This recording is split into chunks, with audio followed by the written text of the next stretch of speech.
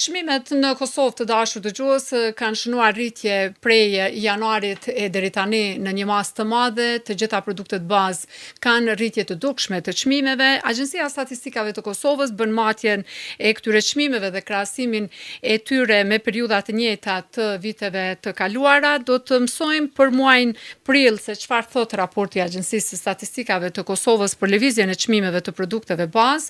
Kemi ftuar zonjën Arlinda Mataj, udhëheqëse e divizionit të statistikave të çmimeve në Agjencinë e Statistikave të Kosovës. Zonja Mataj, mirëmëngjesi, mirë se erdhe. Mirëmëngjesi, faleminderit. Çfarë thot raporti i fundit? Fal punës së stafit që punon në Agjencinë e Statistikave të Kosovës, kemi një pasqyrë të qartë të lëvizjeve të çmimeve në treg. Sipas raportit të fundit, për muajin prill 2025, inflacioni muajor ka qenë 0.2%, ndërsa inflacioni vjetor ka qenë 3.0%. Gjithashtu nga raporti vjetor, kemi një inflacion mesatar vjetor për 2024 me 1.6%.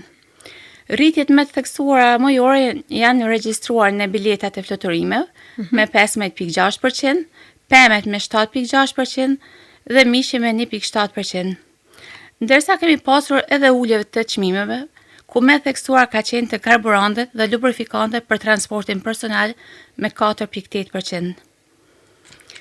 Nëse flasim në aspektin vjetor, muaj prill 2024 me prillin 2025, çmimet janë rritur më shumë të kafja, çaj dhe kakao me 16.4%, pajisje për transport personal me 13.1%, pemet dhe varet me 11.1%, mishi me 10.1%, energjia elektrike me 8.2%, qumshti, djathi dhe vezet me 7.9% dhe shërbimet hoteliere me 6.7%. Këto e pas rritjen më të madhe, zonja Mataj. Do të thonë të këto kategori rritja ka qenë më e madhe, më theksuar që ka ndikuar edhe në indeksin e përgjithshëm të çmimeve. Po. Pastaj çfarë thot raporti?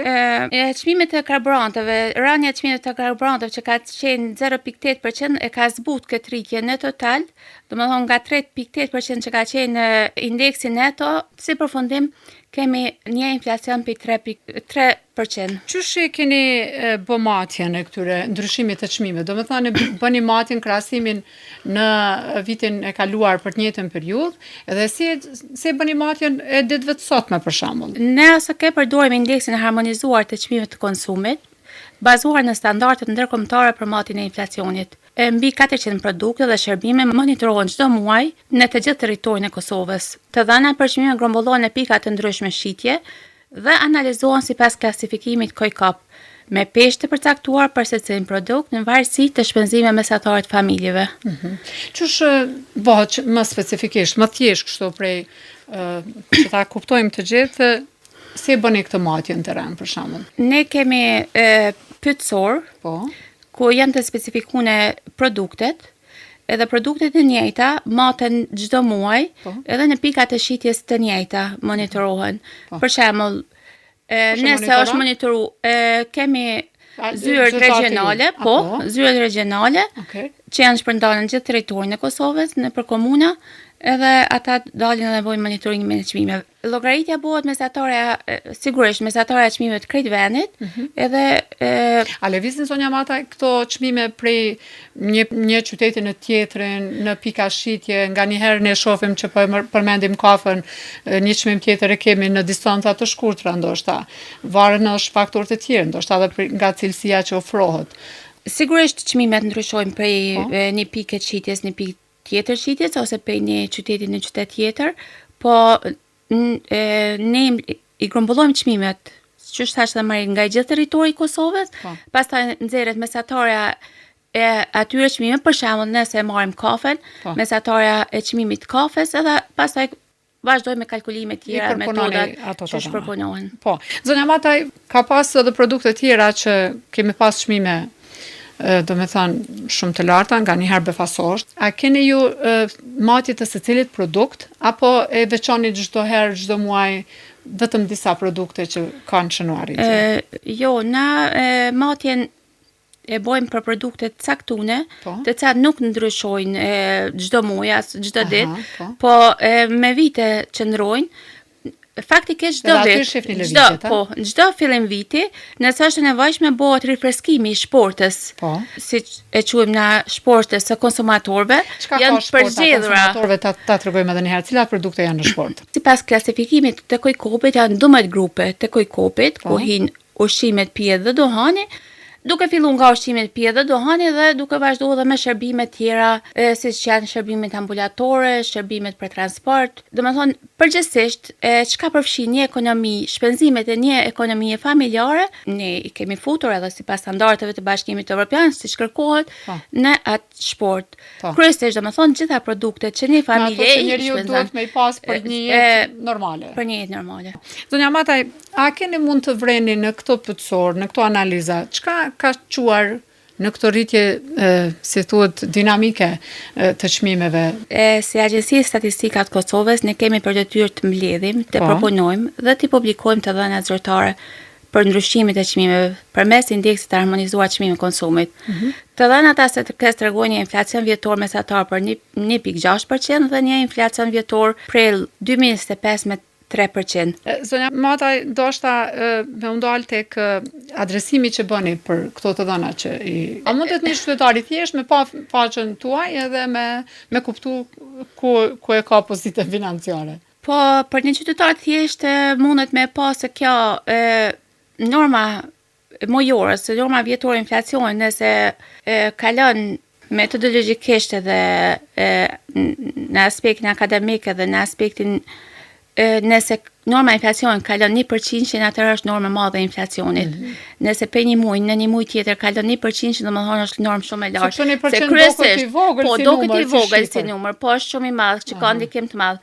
Po. Se kryesisht, domethënë vite përpara, po të sigurisht krizat ekonomike globale, inflacioni ka pas lëvizje shumë Të të vogla me 0.0, ne 0.02 ose ka pas raste kur ka E pas tena? edhe deflacion. Okay. Po vitet të fundit, domethënë, që ka ndikuar krejt ky rrjeti, krizat globale, norma e inflacionit është rritë shumë. Nëse për qytetar doket 1.2% një vlerë vogël e inflacionit, nuk është vlerë vogël se për një muaj ai ka me largu nga të ardhurat e veta, ka me mujt me ble ma pak për 1.2% të ardhurat totale. Po nëse çdo muaj e marrim, nëse ka pas rritje çdo muaj dhe e mbledhim fund vitit, Po. atëherë sigurisht i del shumë i pak. del shumë ma pak mundësia, ka vlerë, domethënë që po. fuqia po vlerës e tij është shumë ma vogël. Me cilat institucione të para ju bashkëpunoni për mi dërgu këto të dhëna që bëni çdo muaj? M'fal, për çmimet çdo muaj bëni matja? Për çmimet, për inflacionin bëjmë çdo muaj matje. Po, edhe ku i dërgoni këto? Dhënat i dërgojmë në Eurostat, i dërgojmë të Fondi Monetar dhe i përdojnë edhe banka qendrore dhe institucionet tjera relevante që janë në Kosovë. Cilat institucionet tona duhet i shohin me urgjencë këto statistika? Banka qendrore, Ministria e Financave edhe sigurisht edhe qeveria duhet të Sepse sheh agjencia- edhe ti përdor. Sa shpesh mendoni që lëvizin çmimet e produkteve bazë në Kosovë mbas këtyre matjeve që bëni? Çdo muaj po shohim lëvizje të çmimeve. Rritjat në kategoritë bazë ndikojnë veçanërisht tek familjet me të ardhura më të ulta. Për shembull, te grupi ushqimit dhe pijet jo alkolike ka shënuar një inflacion vjetor prej 7%, e cila ka ndikim në fuqinë blerëse. Përballë kësaj, qytetarët shpesh detyrohen të shkurtojnë shpenzimet jo thelbësore dhe të orientohen më shumë në të ardhurat e tyre për nevoja bazë. Kjo ndikon negativisht në cilësinë e jetës dhe mund të ketë pasoja edhe në aktivitetin ekonomik edhe më gjerë. A keni nisur me bë matjen për maj? Çdo raport del dikun rreth datës 10 për muajin paraprak. Po. Domethënë me 10 qershor dikon e presim raportin e majit. Raportin e majit. Jam shumë kurioze me pa çka ka lëviz brenda këtij muaji se po na harxhon shumë shpejt parat në kuleta apo jo. Po, që thash, domethënë na tash më shumë orientohem te produktet bazë me pagat, me të ardhurat që kemi, kryesisht domethënë për masën më të madhe të popullsisë, duhet më orientu te produktet bazë dhe me hek dorë nga nevoja tjera të luksit. Po, çka është luks? Çka duhet me ble na gjatë muajit që është luks për shembull? Duhet me hek dorë prej Mos më dal më shpesh në kafe. Është pak luks ajo. me dal më rrallë. Me dal pak më rrallë.